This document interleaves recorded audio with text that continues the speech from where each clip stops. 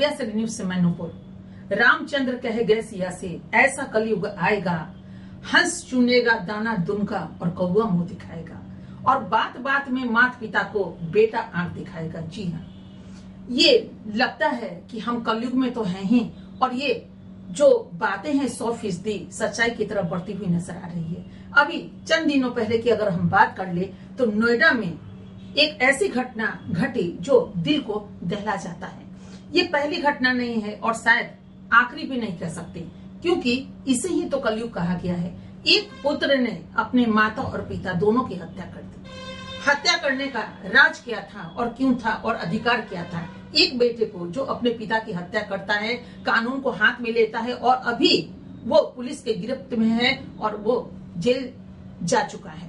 अब उस पे केसेस चलेंगे, न जाने कौन सा एक्ट लगेगा, धारा लगेगा और उसको कितने दिन अंदर रहना पड़ेगा या फांसी की सजा मिलेगी। ये तो कानून की हाथ जाने, कानून में जो दर्ज है वो जाने। लेकिन फिलहाल हम आपसे ये कहना चाहते हैं कि उस बेटे को उन्होंने पुलिस को बताया कि हमारे पिता रोज मेरी माँ को मारा पीटा करते थे, इसलिए हम बहुत आक्रोशित हुए और उसके बाद हमने ये प्लानिंग की कि अपने पिता की हत्या कर दी जाए ताकि मेरी माँ पिटाई होने से या जो पीड़ित होती है उससे वो बच सके, प्रताड़ना उस पर न दिया जाए।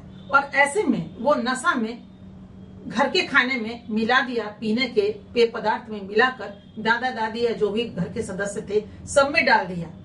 और माँ को नशा आया नहीं। कभी कभी बॉडी की ऐसी चीजें होती हैं जो नशीला पदार्थ खाने के बावजूद भी उसका काट होता है शरीर के अंग में, और सभी लोगों को उतना नशा आता नहीं है। दादा दादी तो सो गए या जो भी घर के मेंबर्स होंगे वो नशे की हालत में तो सो गए, और ये लड़का अपने दोस्त के साथ मिल करके अपने पिता की हत्या कर ही रहा था कि अचानक उसकी माँ की नींद खुली और माँ ने देख लिया कि मेरे सुहाग को हमारा औलाद ही मार रहा है। और ये देखते हुए उसका बेटा अकबका गया और उसने माँ की भी हत्या कर दी। ये पुलिस को जो उन्होंने अपना बयान दिया है, ये यही बयान दिया है कि मेरे पिता मारा पीटा करते थे और हम काफी आक्रोश हुआ करते थे और इसके कारण ये प्लानिंग किया अपने दोस्त के साथ और उनकी हत्या की। बात क्या है वो तो आगे खुल करके रहेगा, वो पैसे की आड़ में ऐसा किया या फिर वाकई में वो दुखी था। लेकिन अगर दुखी था तो सबसे पहले कोई पिता अपनी पत्नी पे या कोई बेटा पहली बार तो देखा नहीं होगा मारते पीटते हुए। जो पिटाई खा रही है जो महिलाएं, आज भी मैं यही कहना चाहूंगी इस देश से या इस दुनिया वालों से, जो महिला हैं या जो पुरुष हैं जो पीड़ित हैं। महिलाएं भी बहुत सारे पुरुषों को पीड़ित करती हैं, वो पीड़ित हैं ये कहने को, चूंकि पुरुष जो है अंदर ही अंदर घुटता है, पीता है और बात बाहर तक नहीं आती है। महिलाएं पीड़ित अगर होती हैं तो रो लेती हैं। फर्क सिर्फ इतना होता है कि महिलाएं हाथ नहीं उठाती हैं और पुरुष बात बात में हाथ उठा देते हैं। और ये नई बात नहीं है जब एक महिला पिटाई खा रही हो और एक बेटे को गुस्सा आ गया हो। लेकिन बेटे ने जो हत्या की कानून को हाथ में, इससे बेहतर होता ना कि अपनी माँ को ले जाकर के थाने में ले जाती और वहां पे केस दर्ज किया जाता और जो भी होता ना कानून सजा देती। कानून बना है हमारे लिए, हमारे भारतवर्ष के लिए, सजा देने के लिए। उसके लिए हथियार उठाने की जरूरत क्या है? सबसे बड़ा हथियार आप लोग या देश वाले ये क्यों नहीं सोचते? जुबान ही सबसे बड़ी हथियार है, खामोशी ही सबसे बड़ी हथियार है। या तो खामोश हो जाइए और कलम से सीधा वार कर दीजिए, और नहीं तो अपनी जुबान को वहां पे कीजिए ना, एक अच्छे ढंग से वहां प्रस्तुति कीजिए। नहीं पट रहा हो, किसी से नहीं बन रहा हो तो अलग हट करके रहिए। जिंदगी नहीं मिलती दोबारा। अभी एक माँ पिता की हत्या करके एक कलंकित तो आप बन ही गए, उसके बाद आप जेल चले गए, फायदा क्या हुआ? यहाँ वो काम क्यों नहीं करते? पढ़ने लिखने वाले लड़के हैं, बच्चे हैं आज की पीढ़ी में। अभी 2 दिन पहले भी छोटे छोटे बच्चों को देखा गया है एक दूसरे बच्चे को हत्या करते हुए। वो सामने जब कहानी आई तो बिल्कुल हम तो सन्न रह गए। आज की तारीख में अगर ये बात ली जाए तो बच्चे हो, बूढ़े हो, जवान हो, हर जगह हत्या की मामला सामने में होकर गुजरता है। कोई अपने पिता की हत्या करता है, कोई दादा दादी की हत्या करता है, कोई अपने दोस्त की हत्या करता है, कोई प्रेमी और प्रेमिका की हत्या करता है। इस कलयुग में यही नजारा देखने को मिलता है। हम सभी के पास ये बातें नहीं कर रहे हैं, हम बस इतना कहना चाहते हैं। अभी चंद दिन पहले भी एक आध्यात्मिक संस्थान के द्वारा बहुत बड़ा शिविर लगा, लाखों लोग उसमें चले गए, 10 लाख से ज्यादा भी हर दिन भीड़ लगता रहा। मना करने के बावजूद भी लोग उमड़ गए, दूर दूर से टिकट कटाया, पैसे बर्बाद किए। इसे आबाद कहिए या बात बर्बाद कहिए, लेकिन काश कर वो आध्यात्मिक चीजों को अपने मन में उतार चुके होते, वो जो 500, 1000, 2000 या 10,000 रुपए जो इन्वेस्ट किए उससे बेहतर नहीं है कि आत्मा में ही तो परमात्मा है। मजहब नहीं सिखाता आपस में बैर रखना, लेकिन हम यही बात कहेंगे कि हर आत्मा में जो भी मजहब की पूजा आप करते हैं वो तो अंदर ही है। अंदर झांक कर क्यों नहीं देखा जाता? हम दूर दूर जाते हैं, मंदिर, मस्जिद, गुरुद्वारा, चर्च, हर जगह जाते हैं ये ढूंढने के लिए भगवान है कहाँ। भगवान तो यही अंदर है।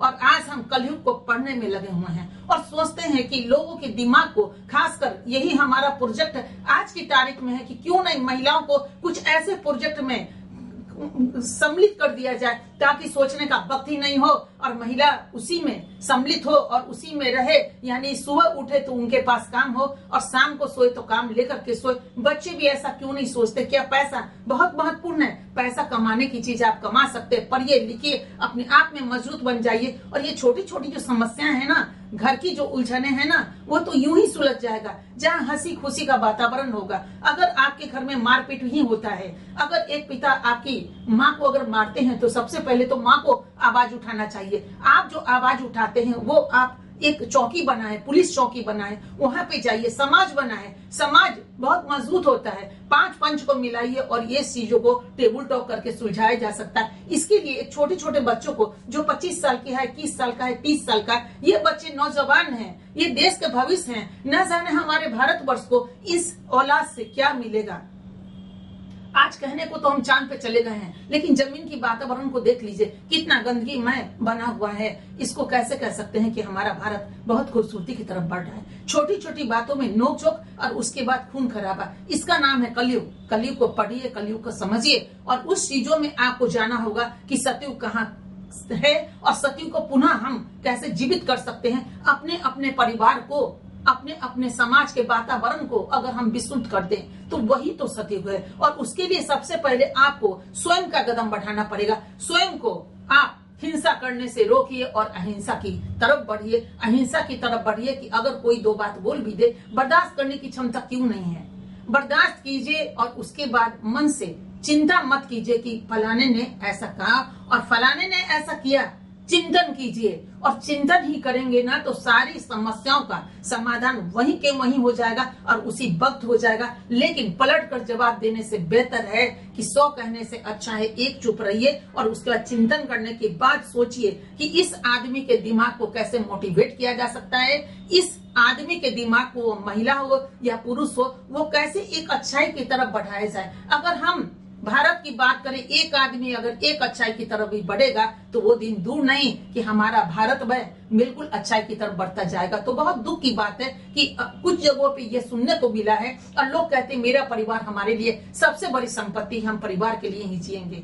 हम तो ये कहते हैं परिवार के लिए तो जीना ही चाहिए, लेकिन समाज और संसार के लिए भी जीना चाहिए। क्या पता कब कौन संसार में एक औलाद पैदा हो जाए।